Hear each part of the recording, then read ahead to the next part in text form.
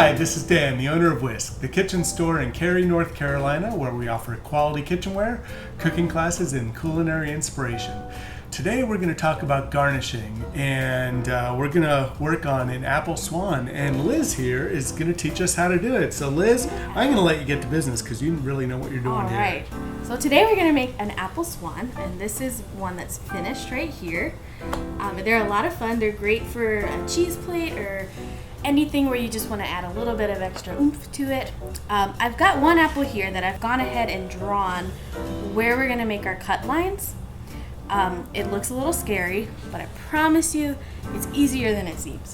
So I'm going to start off with an apple. When you go to pick out your apple, you want to get one that's pretty round. You want to try to avoid one with bruises if you can.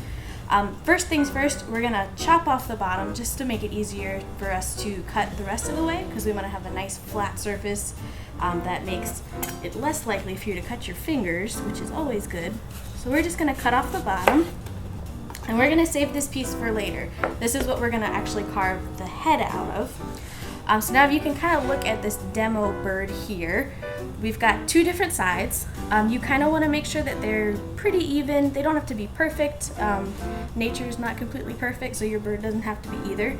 And we're going to go ahead and we're going to chop off 2 chunks of apple to start the wings with.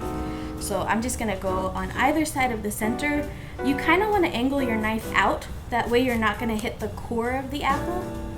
And then you want to see where it hits down here at the bottom. And if you need to go a little bit further down, you can. Just kind of wiggle your knife. You don't want to go all the way through.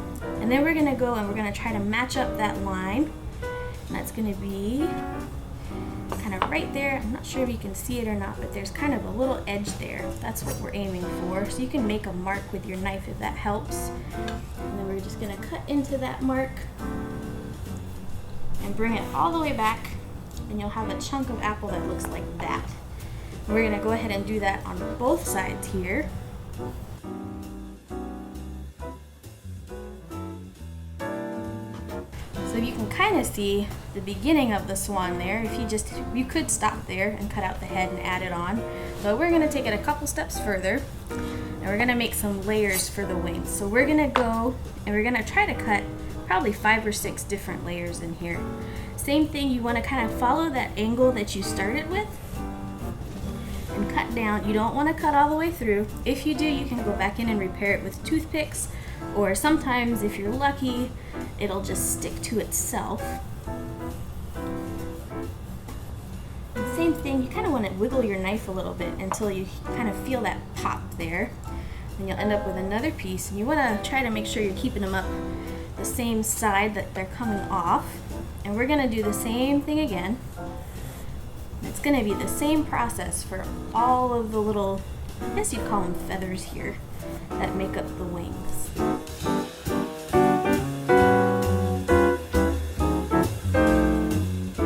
Like that. So there's one side of our swan finished. All right, and we're going to go ahead and do the other side the same way.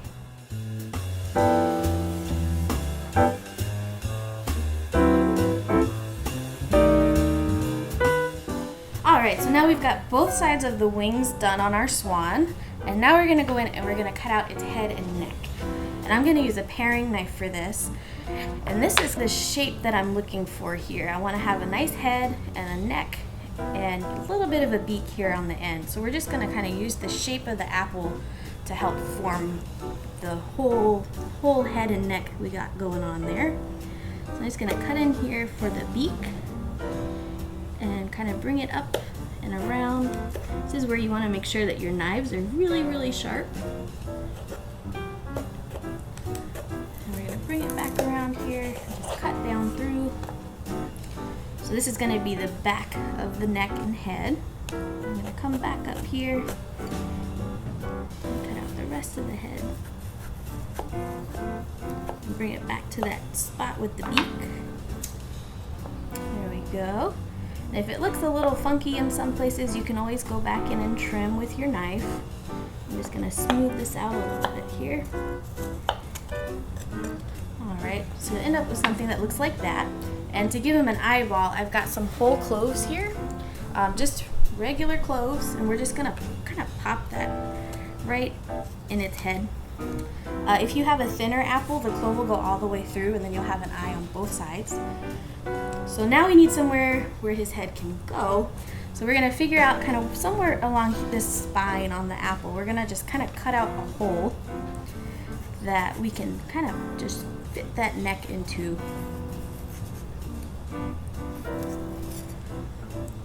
Righty, and if you need to, you can always trim down the bottom part of this, and that way it'll fit a little bit easier. We're just gonna press it in there. And there you go. You've got an apple swan. Liz, that was absolutely fantastic. I love both of these swans. Thank you so much for showing that. You are invited to any party that I have at my house anytime. Thanks for joining us. We hope to see you next time.